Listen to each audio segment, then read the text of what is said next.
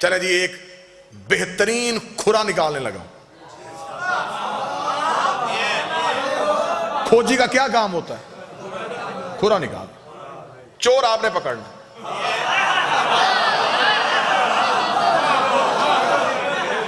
کھرا نکالو جی. لے جی میں یوں, ایک ہاتھ میں میرے قرآن کا ٹارچ ہے, ایک ہاتھ میں تاریخ کا ٹارچ ہے, میں ان دونوں کی روشنی میں کھرا دینے لگا ہوں.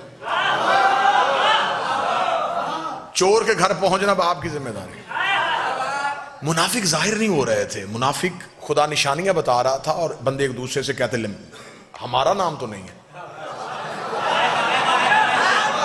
کوئی بھی مان ہی نہیں رہا تھا کہ میں منافق ہوں, کوئی بھی نہیں مان رہا تھا. نبی زبان سے کہہ نہیں رہے تھے کیونکہ اللہ کہلوانا نہیں چاہتا تھا. اب خدا نے کہا کہ تھوڑا سا نا ظاہر کرو یہ کون ہے. ایک غزوہ ہے جسے کہتے ہیں غزوہ تبوک. بچے بیٹھے ہوئے ہیں ان کو سمجھانے کے لیے, جس جنگ میں نبی جاتے ہوں انہیں غزوہ کہتے ہیں. یہ واحد جنگ ہے اسلام کی جس میں سارے گئے ہیں اور رسول علی کو نہیں لے کے گئے. جب رسالت مآب نے کہا جنگ کے لیے جانا ہے, سب گئے, سب نے تلواریں اٹھائیں, جنگ کا سامان اٹھایا, فوراً گھوڑے چھوڑے نکالے, تیار ہو گئے. جب تیار ہو کے قافلہ جانے لگا, رسول نے کہا یا علی آپ نے نہیں جانا. بندوں نے کہا یا رسول اللہ جانا جنگ پہ ہی ہے.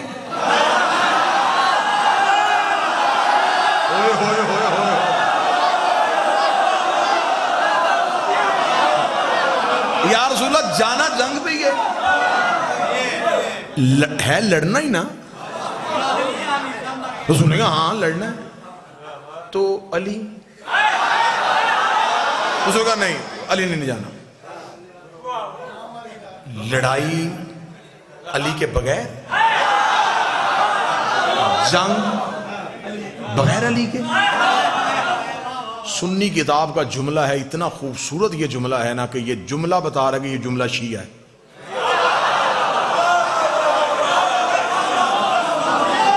دیکھیں ہم حقوق غصب کرنے والے لوگ نہیں ہیں. سنی کتاب کا جملہ مجھے شیعہ لگ رہا ہے کیونکہ جملہ بڑا بے باک سا جملہ ہے.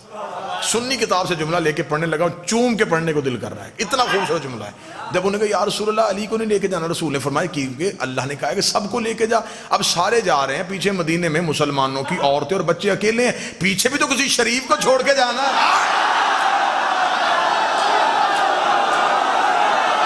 ہائے ہائے ہائے, بتاؤ جملہ شیعہ ہے کہ نہیں ہے؟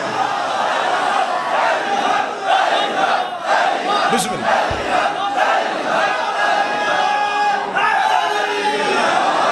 تو پیچھے بھی تو کسی باعزت کو چھوڑ کے جائیں نا, جو مسلمانوں کی عزت مال ناموس کی حفاظت کرے.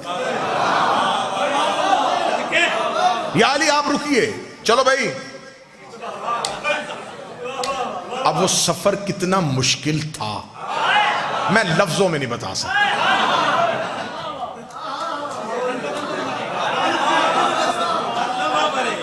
بندہ کسی اس گاڑی میں بیٹھا ہو جس کا پتہ ہو کہ اس کا انجن فیل ہے,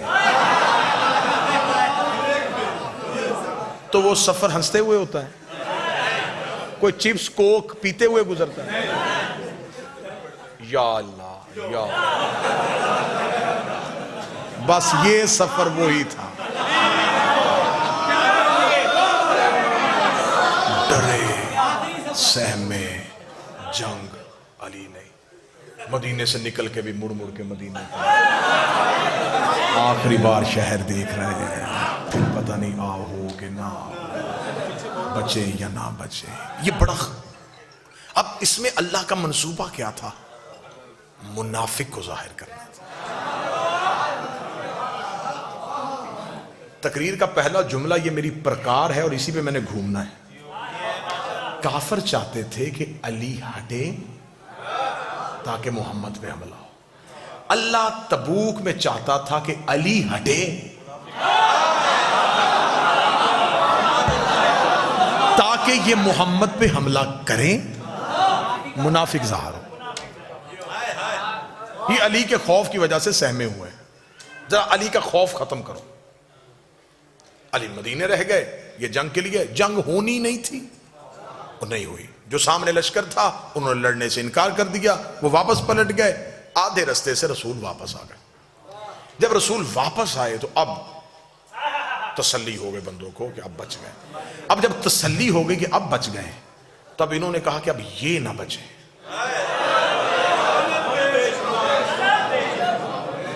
یار آپ سن کیا رہے ہیں, میں جگر نکال رہا ہوں یوں تاریخ کا. ان لوگ اب ہم تو بچ گئے, اس سے اچھا موقع اور کوئی نہیں ملنا. علی ساتھ نہیں.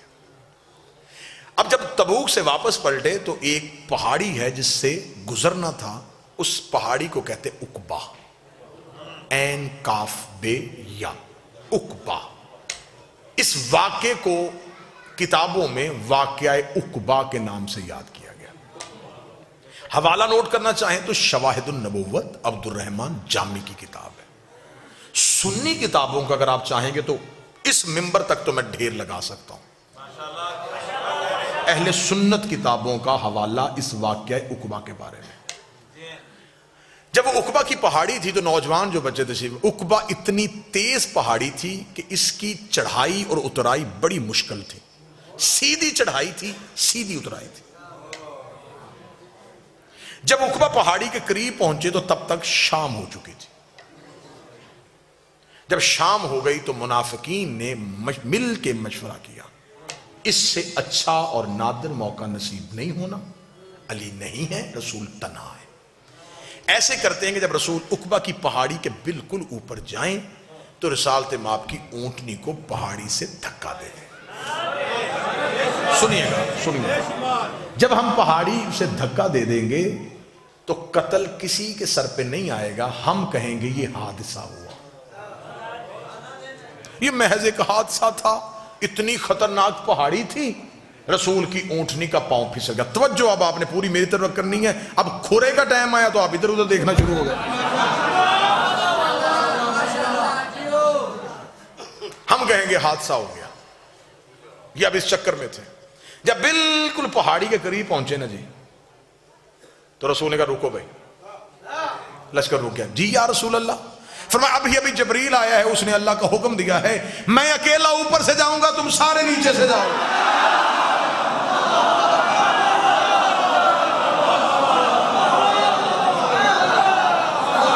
بھائی تدبیریں صرف یہ تو نہیں کر رہے تھے نا, وہ بھی کر رہا تھا. منافقین نے کہا دیکھیں یا رسول اللہ, آپ کا حکم ہے, اللہ کا حکم ہے, ماننے کو تیار ہے, رستہ بڑا خطرناک ہے, یہ آپ سے اکیلے کیسے ہوگا؟ فرمایا اللہ نے جنہیں لے کے جانا ہے ان کا نام بھی بتا دیا. کون جا رہا ہے؟ فرمایا حذیفہ یمانی اور عمار یاسر. یہ دو صحابی میرے ساتھ جائیں گے, تم سب نیچے سے جاؤ. عمار, جی یا رسول اللہ. میری اونٹنی کی مہار پکڑ. لفظ سنا, بالکل بیان ہی واقعہ پڑھ رہا. رسالت مآب نے فرمایا کیونکہ رسول پاک اپنی سواری کے لیے چابک یا تازیہ نہ استعمال نہیں کرتے تھے. رسالت مآب نے فرمایا حذیفہ تیرے پاس تیری سواری کا چابک ہے؟ جی یا رسول اللہ ہے. وہ نکال لا. کیوں؟ میری اونٹنی کو پیچھے سے ہانکنا. حذیفہ کہتا پہ نبی کا حکم سن کے میں سہما کہ نبی تو اپنے جانور کو تازیانہ نہیں مارنے دیتے, تو میرے ہاتھ میں چابک دے دیا ہے, تو میں اس سواری کو چابک کیسے ماروں گا جس پہ نبی بیٹھے ہوں گے؟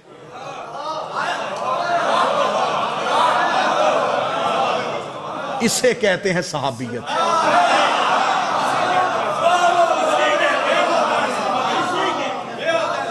اگر میں نے اس اونٹنی کو چابک مارا تو جانور کی فطرت ہے جب اس کو تازیہ نا وہ دوڑتی, تو اگر یہ دوڑی تو پہاڑی خطرناک ہے, یہ سنبھلے گی کیسے؟ حذیفہ کہتا میں کشمکش میں مبتلا ہو گیا. سفر شروع ہوا. اللہ نے اتنا گہرا اور گھنا اندھیرا کر دیا کہ حذیفہ کہتے کہ مجھے اپنا ہاتھ بھی نظر نہیں آ رہا. خطرناک پہاڑی, اندھیرا. حذیفہ کہتا کہ جب ہم بالکل پہاڑی کے اوپر جا رہے تھے تو اب منافقین نے کہا کہ اگر نبی نے رستہ بدلا ہے تو اب ہم نے تدبیر نہیں بدلنی, ہم نے آج کا موقع ضائع نہیں کرنا. ہم پیچھے سے اپنے گھوڑوں کو دوڑائیں گے, پیچھے سے جا کے نبی کی اونٹنی کو دھکا دے کے ہم واپس آ جائیں گے. ہم کہیں گے نبی نے ہمیں ساتھ لے کے گئے ہی نہیں, ساتھ لے کے جاتے ہم حفاظت کر لیتے. اب تدبیر ادھر سے پلٹی گئی. قتل علی پڑھنے لگا ہوں, قتل علی, جڑیں دکھانے لگا ہوں کہاں سے نکل رہی ہیں. انہوں نے کہا ایسے کرتے ہیں کہ ہم پیچھے سے جائیں گے. جب بالکل پہاڑ کے درمیان میں پہنچے انہوں نے پیچھے سے گھوڑے دوڑائے, سر پٹ گھوڑا دوڑا اوپر کی جانب. جب گھوڑا تیز رفتاری سے اوپر کی طرف دوڑ رہا تھا ایک تیز چڑھائی پہ, رسالت باب نے آواز, حذیفہ, جی یا رسول اللہ, یہ جو چابک میں نے تجھے دیا ہے نا ان کے گھوڑوں کے منہ پہ مار.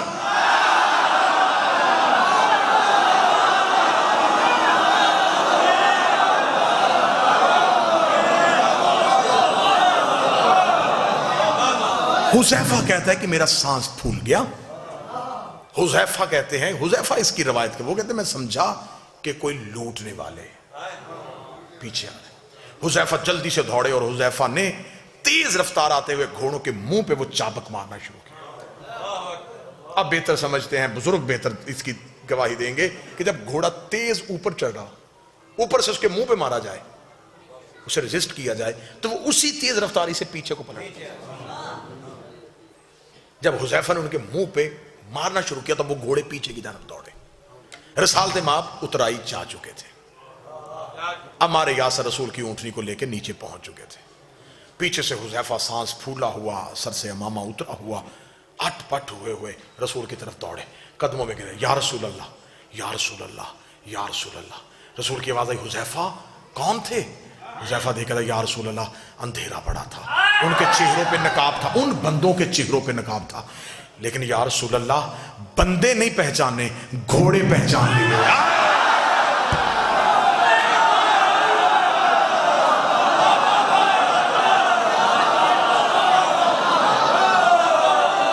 گھوڑے پہچان لیے.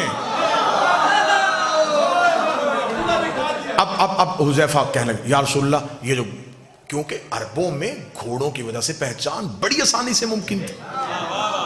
عرب تو کیونکہ سواری ان کی گھوڑا تھی, وہ تو گھوڑا بولتا تھا تو آواز پہچان لیتے تھے کس نسل کا ہے. اس کا میں نے بندے نہیں گھوڑے پہچان لیے, یہ فلاں فلاں کی سواری تھی. جب نام لگا رسول نے کہا خاموش. اب حکمت سننا, کھرا بالکل سر پہ پہنچ گیا ہے.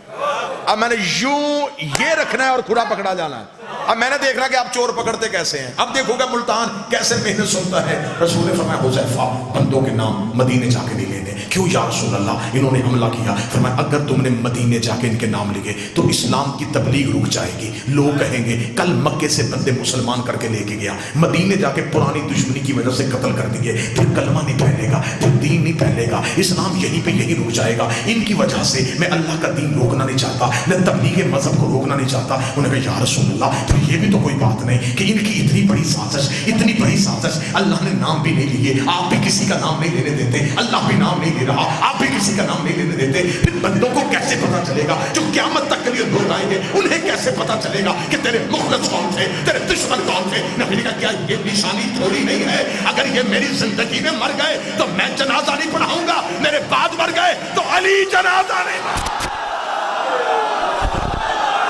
ندیم سرور صاحب کو کس نے لنک دے دیا ہے؟ ہاں جی, نوحہ سنانے آئے ہیں. ارے بھائی جہاں سے بات کر رہا ہوں. السلام علیکم, کیسے ہیں بھائی صاحب, خیرت سے ہیں؟ وعلیکم السلام, آپ کیسے ہیں؟ ٹھیک ٹھاک, اللہ تعالیٰ کا احسان ہے, بہت مہربانی آپ. اچھا, میں کہاں سے کال کر رہے ہیں؟ جان سے بھائی کہاں سے کال کراچی. کر رہے ہیں؟ کراچی, اوکے. کراچی حکم پاکستان. کریں. کراچی پاکستان. میں اہل سنت سے ہوں, ان کو سنتا تھا میں اپنا انجینئر صاحب کو. جی سر. تو میری اپنی بھی ریسرچ تھی, سیرہ میں نے خود بھی پڑھی ہوئی تھی, اور لیکن یہ جب دو چیزیں میں نے جب دیکھی نا, یہ حدیث ثقلین اور قرآن اور علی ایک دوسرے سے جدا نہیں ہوں گے, تو پھر اس کے بعد میرا تھوڑا سا وہ بالکل قدرتی, پھر رینڈملی کوئی آپ کی ویڈیو آ گئی, اور اس کے بعد باتیں کھلتی گئیں. مجھے تھوڑی سی چیزیں ایک پوچھنی تھی. جی سر. ایک تو یہ نبی کا قتل ہوا تھا, یہ میں نے آپ کی ایک ویڈیو دیکھی, اس پہ مجھے حوالے دے دیں گے؟ تو اس میں حوالے بہت ہیں. نبی صلی اللہ علیہ وسلم کے قتل ہوئی ہے, میں دکھا دیتا ہوں آپ کا حوالے. کیا کتب سے حوالے ہیں چاہیے یا مخالفین کے کتب سے؟ کس کتب سے چاہیے؟ دونوں سے دے دیں. اچھا میں آپ کو دکھا دیتا ہوں بھائی، یہ بہت ساری کتابوں میں ہے. مجھے حوالے چاہیے ان کے. جی حوالے دے دیتے ہیں. دیکھیں یہ کتاب المستدرک علی الصحیحین للحاکم النیسابوری، حاکم نیسابوری کی کتاب ہے المستدرک علی الصحیحین، جلد نمبر 3، چھاپ دارالفکر بیروت لبنان، چھپی ہے سنہ 2009 دارالفکر بیروت میں. کتاب المغازی والسرایا، صفحہ نمبر کون سا ہے بھائی؟ صفحہ نمبر ہے 275، حدیث نمبر ہے 4449. هذا حدیث صحیح علی شرط الشیخین، یہ بخاری اور مسلم دونوں کی شرط پہ صحیح ہے. حاکم نے کہا 4449 ذہبی صاحب نے کہا تلخیص مستدرک میں علی شرط البخاری و مسلم، دونوں نے کہا. مسلم نے حاکم نے بھی کہا ہے اور ذہبی دونوں نے کہا کہ یہ بشرط بخاری و مسلم یہ حدیث صحیح ہے. حدیث کیا ہے میرے بازی؟ حدیث یہ ہے 4449. عبداللہ ابن مسعود فرماتے ہیں لأن احلف تسعا ان رسول اللہ صلی اللہ علیہ وآلہ قتل قتلا احب الی من ان احلف واحدتا انه لم يقتل. اس سے کہ میں ایک دفعہ قسم کہوں کہ پیغمبر شہید نہیں ہوئے، مجھے زیادہ پسند ہے کہ 9 مرتبہ میں قسم کھا لوں پیغمبر شہید ہوئے، قتل ہوئے. ٹھیک ہے نا؟ وہ دوسرے الفاظ میں ایک دفعہ نہیں کہہ سکتا کہ پیغمبر شہید نہیں ہوئے، لیکن میں 9 دفعہ قسم کھا کے کہہ سکتا ہوں کہ پیغمبر شہید ہوئے، مقتول دنیا سے پکا کر رہے ہیں. ہاں بالکل. مجھے اچھا لگتا ہے کہ 9 دفعہ بیٹھ کے قسم کھا لوں. عربی زبان میں یہ بہت دفعہ اس دفعہ کہتا ہے کہ میں 10 دفعہ یہ کہا، میں 7 دفعہ تمہیں کہہ دیں، اس کا مطلب 7 دفعہ نہیں ہوتا، یعنی بہت دفعہ. محاورتاً میں مثلا میں ایک آدمی سے بات کر رہا ہوں نا، میں نے ایک دفعہ 2 مرتبہ اس کو سمجھا دیا مسئلہ اس طرح، پھر میں اس کو کہا میں نے 10 دفعہ تجھے کہہ دیا بھائی، وہ ہوتا ہے یعنی میں بہت دفعہ کہہ دیا. ظاہر یہ لگتا ہے کہ وہ کہہ رہے ہیں کہ میں جتنا مرضی میں قسم آپ چاہتے ہیں میں قسم کھاتا ہوں کہ پیغمبر شہید ہوئے ہیں، اور میں ایک دفعہ بھی قسم نہیں کہوں گا کہ وہ شہید نہیں ہوئے. لأن احلف تسعا ان رسول اللہ صلی اللہ علیہ وآلہ قتل قتلا احب الی من ان احلف واحدة انه لم يقتل. ایک دفعہ لم يقتل. عبداللہ بن مسعود کہہ رہے ہیں. عبداللہ بن مسعود کہہ رہے ہیں وذلك ان اللہ اتخذه نبیا واتخذه شہیدا، اللہ تعالیٰ نے ان کو نبی بھی بنایا، اللہ تعالیٰ نے ان کو شہید بھی شہادت بھی دیا. هذا حدیث صحیح علی شرط الشیخین، یہ حدیث صحیح ہے. تو ان کی شہادت یہ تو ثابت ہے کہ ان کی شہادت ہوئی ہے. شہادت کس طرح ہوئی ہے؟ ٹھیک ہے، یہ تو کس طرح ہوئی ہے، یہ یہاں پہ بات ہے نا. تو یہاں پر کہ نبی صلی اللہ علیہ وسلم کسی جنگ میں تو شہید نہیں ہوئے، کسی جنگ میں شہید نہیں ہوئے. ہاں نبی صلی اللہ علیہ وسلم. ایک منٹ میں بول دوں. جی بولے. ہمیں تو بچپن سے یہ پٹی پڑھائی گئی ہے نا کہ خیبر میں وہ زہر کھلا دیا تھا، لیکن وہ بوٹی بولی تھی معجزتاً، تو دوسرے صحابہ شہید ہو گئے لیکن آپ صلی اللہ علیہ وسلم کی جان بچ گئی، اور اس کا جو اثر ہے وہ 2-4 سال بعد ہوا. لیکن یہ مجھے بات ہضم اس وقت بھی نہیں ہوتی تھی کہ 4 سال بعد زہر کا اثر، مطلب مجھے کہتے تھے یہ شہادت کا رتبہ اللہ تعالیٰ نے دینا تھا تو اس طرح دیا. تو ہمیں تو یہی بات بچپن سے ہی پڑھائی گئی تھی. تو یہ حدیث جو ہے نہ صرف مستدرک میں نہیں، یہ اور بھی کتب میں موجود ہے. عبداللہ بن مسعود سے کہ رسول پاک صلی اللہ علیہ وآلہ وسلم کی شہادت ہوئی ہے. اب ان کی شہادت کیا اس سے ہوئی ہے؟ یہودی عورت نے خیبر میں ان کو زہر دینے کی کوشش کی تھی. وہ تو رسول پاک صلی اللہ علیہ وسلم کا اعجاز ہے کہ وہ جب کھانا لایا گیا تھا تو وہ پیغمبر صلی اللہ علیہ وسلم نے کہا کہ یہ جو دمبا ہے، دمبے کا جو ران تھا، لیگ تھا یا بکرے کا لیگ تھا، وہ مجھے کہہ رہا ہے کہ میں زہر آلود ہوں، مجھے نہ کھاؤ. وہ تو ان کا اعجاز ہے. تو دوسرے نے ساتھ جو بیٹھا تھا وہ اسی وقت مر گیا تھا نا جس نے کھایا تھا. یہ تو ان کا اعجاز ہی ہے کہ بکرے نے کہا تھا ان سے، تو اگر اس نے کہا تھا اس کے باوجود انہوں نے لقمہ اٹھا کے کہا، یہ تو کسی کتاب میں نہیں ہے. ٹھیک ہے نا؟ اور یہ کہ آپ فرما رہے ہیں کہ آپ کو سنایا جاتا ہے کہ وہ اسی زہر کے اثر سے مر گئے. آپ صحیح کہہ رہے ہیں، یہ بات کہا جاتا ہے. کہتے ہیں لقمہ منہ میں رکھا تھا، وہ یہ لوگ کہتے ہیں، کھایا نہیں کہتے ہیں یہ. لیکن حدیث کوئی نہیں ہے، حدیث کوئی نہیں کہ اسی زہر سے وہ مرے تھے. ٹھیک ہے نا؟ ابھی آپ زہر اگر کوئی شخص زہر کھا بھی لینا، یا تو اسی وقت مر جاتا ہے یا بیمار ہو جاتا ہے، پھر اس طرح نہیں کو چلتا پھر رہا ہے. ٹھیک ہے، صحیح ہو جنگیں کر رہا ہے، سفر کر رہا ہے، حج پہ جا رہا ہے، فتح مکہ کر رہا ہے، ٹھیک ہے نا. نہیں تو اس پریکٹیکل تو بات ایسے ہی ہے. حدیث کوئی نہیں ہے. اگر کوئی حدیث ہوتی ہے کہ بھائی انہوں نے خود کہا ہو میں اسی اثر سے مر رہا ہوں، تو پھر تو بات ہے نا، بات ہے.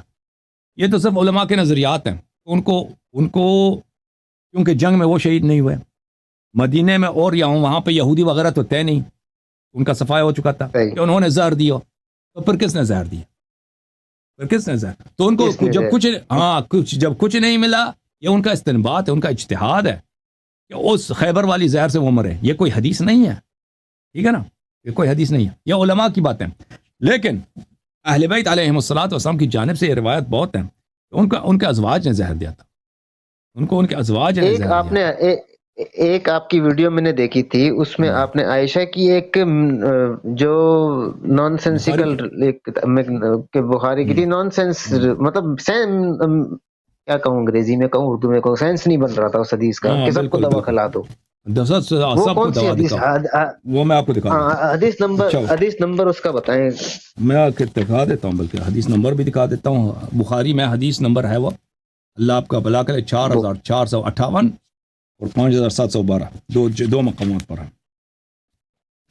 4458 اور 5712. اچھا، وہ حدیث میں ایک دکھاتا ہوں، دونوں کی ضرورت نہیں ہے، پھر آپ خود دیکھ لینا. یہ کتاب ہے، ٹھیک ہے، بخاری شعب دار احیاء التراث العربی. یہ کتاب چھپی ہے سنہ 2012 میں، بلکہ 2001 میں بیروت لبنان میں. حدیث یہ ہے 4458. عائشہ کہتی ہیں لددناہ فی مرضہ، جب نبی صلی اللہ علیہ وسلم بیمار ہیں تو ہم نے ان کے منہ، لدود بولتے ہیں مریض بیمار کے منہ میں دوائی ڈالنا، ہم نے ان کے منہ میں دوائی ڈالی. فجعل یشیر الینا ان لا تلدونی، تو انہوں نے اشارہ کیا، یعنی شدید بیمار تھے، شاید بول نہیں سکتے تھے، صلی اللہ علیہ وسلم اشارہ کیا کہ مجھے دوائی نہ کھلاؤ، میرے منہ میں نہ ڈالا کرو. فقلنا کراہیت المریض للدواء فلم، تو ہم نے کہا کہ یہ بیمار ایسے ہی ہوتے ہیں کہ ان کو دوا مزہ نہیں، اچھا نہیں لگتا، کھٹا ہے وغیرہ، تو اس لیے ہم نے ان کو زبردستی کھلا دیا. اچھا، یہ بچے کے لیے ہو سکتا ہے، سردار انبیاء کے لیے نہیں ہو سکتا. ایک آدمی ہے 63 سال عمر ہے، پوری دنیا کا وہ لیڈر ہے، آخری لیڈر ہے بھائی اللہ کی جانب سے.